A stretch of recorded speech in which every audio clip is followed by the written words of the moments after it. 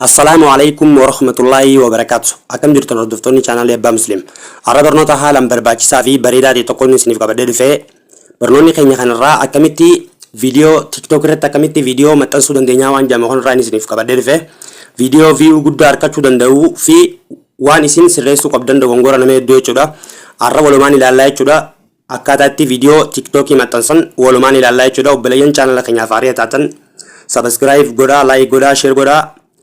Kara barnoota ayaan jechuudha. Dabalataanis kunooti as jala dhuftanii barnoota TikTokii yoo jettan ni argattanii jechuudha. Playlist jala mata duree playlist yoo kana jala seentanii barnoota TikTokii jala playlist barnoota TikTokii jettu tana likitti as keessa ilaaluu qabdan jechuudha. Waan isin fayyadaati waa hunda waan sirreeffachuu qabdanii fi waan guuttachuu qabdan hundaa ulaaltanii guuttachuu qabdan inni isin jaa nu jajjabeessaa. Warri maatii keenya taatanii jirtan ammoo barnoota kana like godhuudhaan kallattumaaniin kara barnoota isin dabarsaa jechuudha. TikTokii keessanii galtan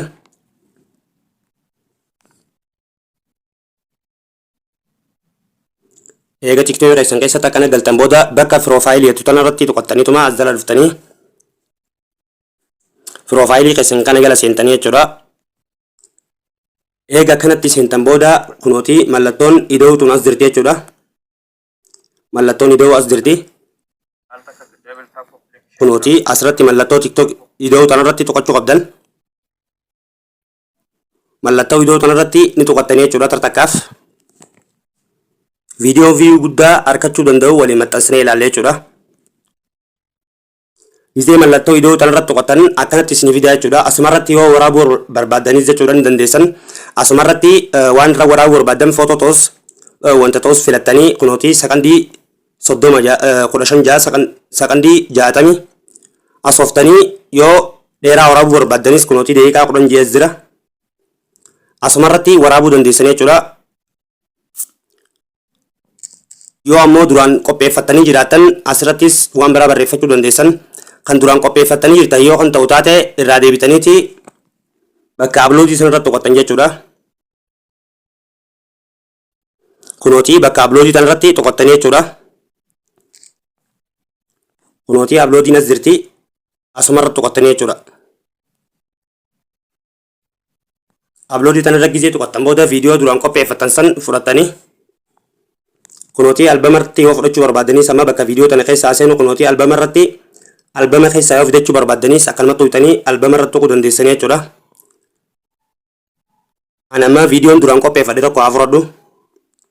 Viidiyoo hedduus godhachuu dandeessanii jechuudha. Hedduus godhachuu dandeessan bakkuma selektii tanaan viidiyoo fi footoo irratti yoo sagalee hojjechuu barbaadanis ni dandeessan jechuudha. Ani amma viidiyoo maan qopheeffadhee firma tokkochaa kanarratti isin agarsiisu. Gisee viidiyoo filattan booda neekstii tanarra ni tuqattanii jechuudha. Neekstiin jalarra jirti. Neekstii irratti ni tuqattan. Neekstii irratti tuqattaniituma kara fuula duraa deemtanii jechuudha. Ammallee akkanatti isiniif fidaa jechuudha. Yoo sagalee isiniif itti galche X irraa gootanii jechuudha. Bakka tana dhuftanii neekstii tana tagalaa tanarratti tuqattanii jechuudha. Neekstii irra gisee tuqattan booda akkanatti isiniif fidaa. Amma bakka tanarratti waa hedduudha fayyadamuu dandeessan jechuudha. Waa hedduudha bakka tanarratti fayyadamuu dandeessan. Mata durees godhachuu dandeessan jechuudha. Mata duree barreeffachuu baattanii yookaan hashtaagii bichaas fayyadamuu dandeessan. Amma hashtaagii akka viidiyoon keessan nama afaan keessan dubbatu wajjin nama hedduu bira ga'uuf amma hashtaagii godhannume. Ammallee akkasumatti ammaas hashtaagii gootanii itti yoo gootan akkanatti kunooti kan view guddaa qabu nu baasee jira jechuudha. Kanaa jechuudha kan view guddaa qabu. Miliyoona 8 fi tuqaa 8 jechuudha kun amma namni isa laalu jechuudha. Kan miliyoona 8 fi tuqaa 8 kanarratti tuqattanii jechuudha. Akkasumatti laaltanii hashtaagii tana fayyadamtanii jechuudha. Mata duree fayyadamuu baattanis akkanatti kan view guddaa qabu keessaa barbaaddanii irratti guuttattan jechuudha. Yoo feetanis maqaa namaatillee irra guutuu dandeessan maqaa TikTokii keessaniitillee hashtaagii gootanii jechuudha irra guuttachuu dandeessanii jechuudha. Maqaa TikTokii keessaniitillee irra guuttachuu dandeessan.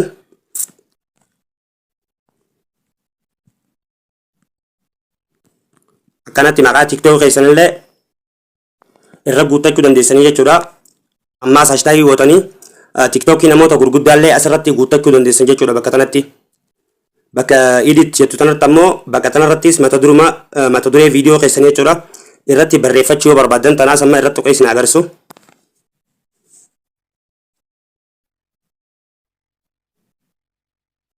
fuutanii akkanatti isinii fida jechuudha. Barreeffama gosa jaallattanii filattan kun hundinuu ammoo gosa barreeffamaati jechuudha. Gosa barreeffamaati jechuudha kun hundinuu kan feetan filachuu barbaadanii jechuudha dandeessan. Ani amma tokkumarratti filadhee isin agarsu. Amma tokkumarratti filadhee isin agarsu.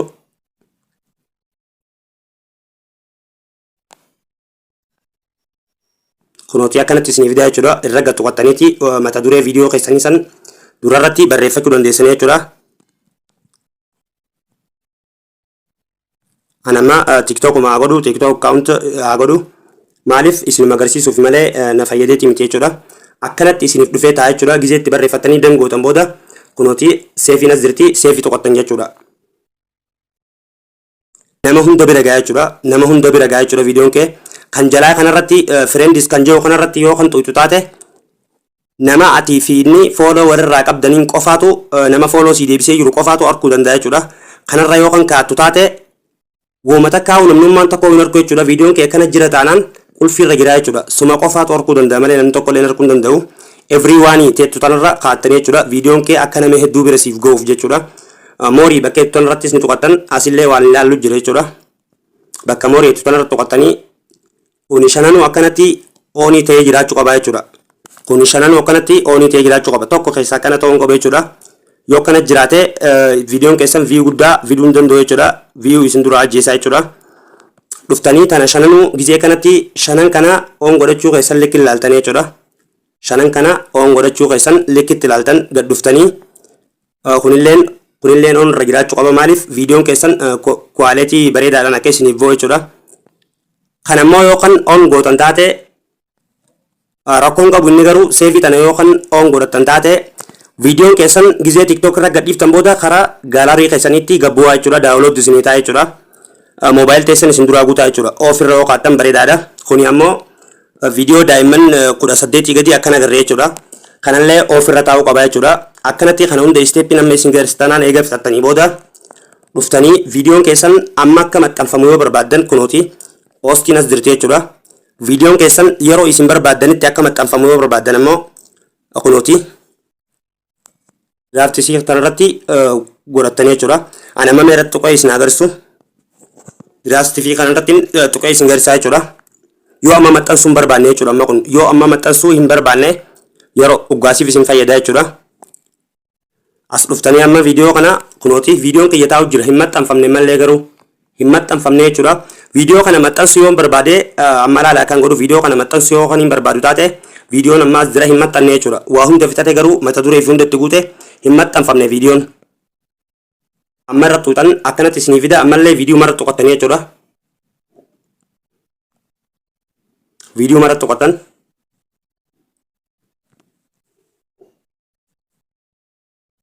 Gizee viidiyoo irra tuqattan booda akkanatti isin geessaa jechuudha. Akka maxxansitan isin godha kunooti naafidee jira jechuudha. Akkuma reefutti neekistii tuqattan jechuudha. Ammaas kunooti poostii nuuf fidee jechuudha. Akkasitti zaa feetanillee viidiyoo keessan maxxanfachuu dandeessan jechuudha. Zaa barbaaddan maxxanfachuu dandeessan jechuudha. Poostii tanarra tuqtan jechuudha. Amma maxxanfamuu jettan poostii tanarratti tuqattan jechuudha. Kunooti viidiyoon keenya maxxanfamee dhume jechuudha. Maxxanfameetii dhume jechuudha. Kunooti dhufeetii as nu galee jechuudha. Akkanatti isteeppii salphaa ta'e kanaan viidiyoo view guddaa argachuu danda'u jechuudha. Viidiyoo view guddaa argachuu danda'u maxxansuu dandeessanii isinin jaa obboleeyyan chaanala keenyaaf haaraa taatan subscribe godhuu hin dagatinaa. Warreen immoo duraanuu nu jajjabeessitanii maatii chaanala keenyaa taatanii jirtan laayik godhaa laayikiin teessan nu jajjabeessiti jechuudha. Laayikii godhuu hin dagatinaan isinin jaa. Barnoota kana namni hedduun harka akka irraa fayyadamuuf obboleeyyan keessaniif sheer godhaan isinin jaa. Barnoota isinitti ajamtan hundaa yookaan isiniif dalaguuf waan isin dhibe hundaa koomentii irratti naaf barreessaan isinin jaa. Yaadaa fi qeeqa qabdan keessan hundaa'u koomentii irratti naaf barreessaan isinin jaa. Barnoota biraatiin hanga walitti deebinutti nagaan naaf tura.